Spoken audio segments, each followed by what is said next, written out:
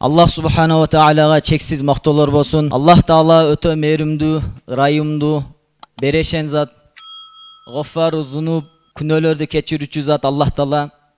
Sattarul uyub, ayıp kemçiliklerdi jaşırıcı zat Allah Rabbul İzzat.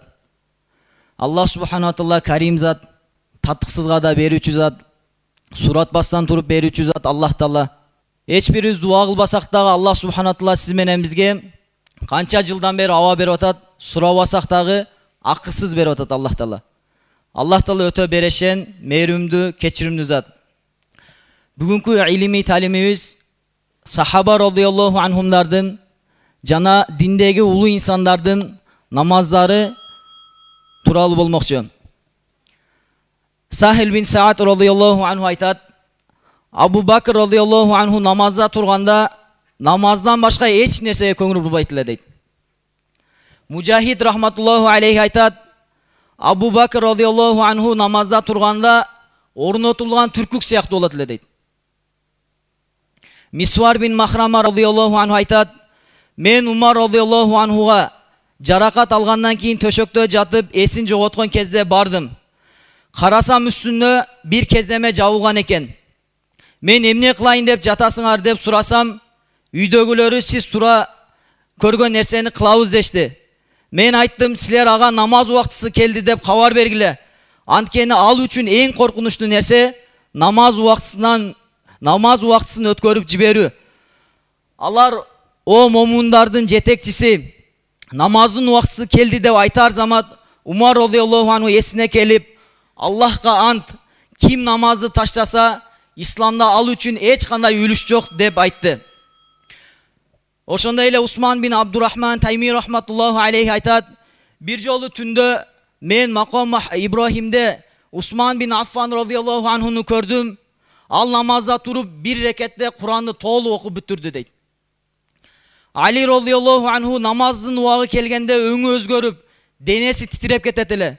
Janındagılar anın sebebini suraşkanda, asman jer jana toolor көтөрө албаган аманатты аткара турган убакыт келди. Men аны толук аткара аламынбы, же аткара албаймынбы билбейм деп жооп берди. Bir жолу казатта Ali radıyallahu anhunun butuna жебе сайылды. Adamlar ceveni çıkarığa hareket kılışıp çıkara alışbay namaz okup жаткан учурда çıkarabız dep çetişti. Ali radıyallahu anhu nafil namazda sajda kılıp жаткан кезде adamlar ceveni күч менен çıkarıp alıştı. Ali radıyallahu anhu namaz okup бүтүп айланасындагы чогулган adamlardı көрдü da emne ceveni çıkarış üçün çogulduңарбы dep suraganda adamlar ceveni eçe ele çıkarганбыз dep жооп berişti. Ali radıyallahu anhu men eç nerseni sezgen jokmun dep жооп берет. Abdullah bin Abbas radıyallahu anhu azanды укканда аябай көп ыйлагандыктан тамырлары шишип, көздөрү кызарып чыгар эле. Бирок андан биз дагы сиз сыяктуу эле азанды угабыз, бирок мынчалык таасирленбейбиз.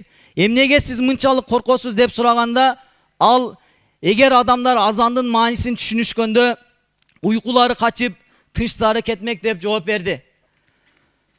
Bir sahaba radıyallahu anhu түндө tahajjud namazын okup жатканда bir uru kelip anın atın baylanıp turgan jerinden urdap ketти. Al atının urdalып жатканын bilse da namazın üzbөстөн okup бүтүrdü. Andan ошол убактагы namazыңызды бузуп, уруну кармап алсаңыз болбойт беле деп сурашканда, al men алек болгон нерсе андан да кымбат жана баалуу болчу деп жооп берди.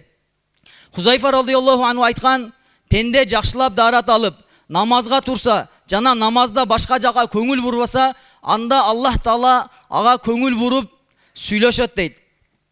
Ошондой эле диндеги улуу инсандардын намаздары. Зайнул Абидин rahmatullahu aleyhi күнүнө 1000 рекет намаз окучу. Tahajjud namazын үйүндө, сапарда да калтырган эмес. Дарат алган учурда анын жүзү өзгөрүп, ал эми намазга турган кезде денеси титиреп турчу. Кимдир билөрөр мунун себебин сурашканда, мен кимдин алдында турганымды билбейсиңби деп жооп берди. Bir жолу Зайнул Абидин rahmatullahu aleyhi намаз окуп жатканда анын үйү өрттөнүп кетти. Ал эч нерсени сезбестен намазын окуп бүттү.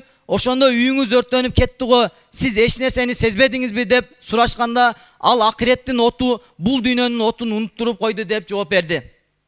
Муслим bin Yasar rahmatullahu aleyhi namaz окуган кезде үй бүлөсүнө силер сүйлөшө бергиле. силердин сүйлөшүүңөр мага тоскоол болбойт. Себеби мен намазга толук көңүл бургандыктан эмне жөнүндө сүйлөшүп жатканыңарга көңүл бурбайм деп айтчу.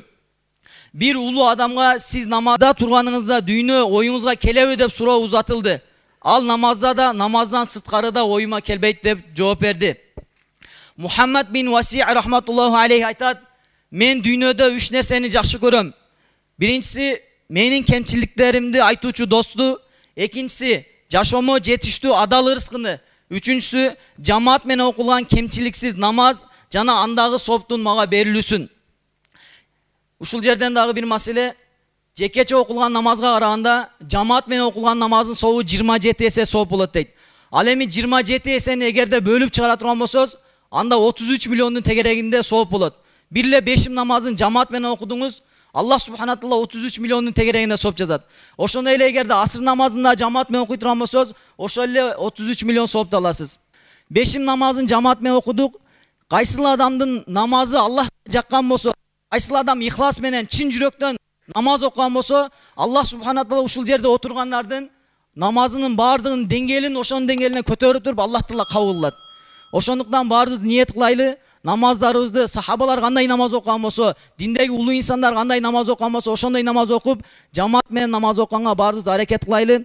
Аллах субхана тағала ушул айткан уккандарга амал кылганга мүмкүнчүлүк берсин. Субханака Аллахумма бихамдик, нашхаду ан ла илаха илля анта, настагфирука ва натубу илейк, ва ахиру даъвана анил хамдулиллахи rabbil alamin.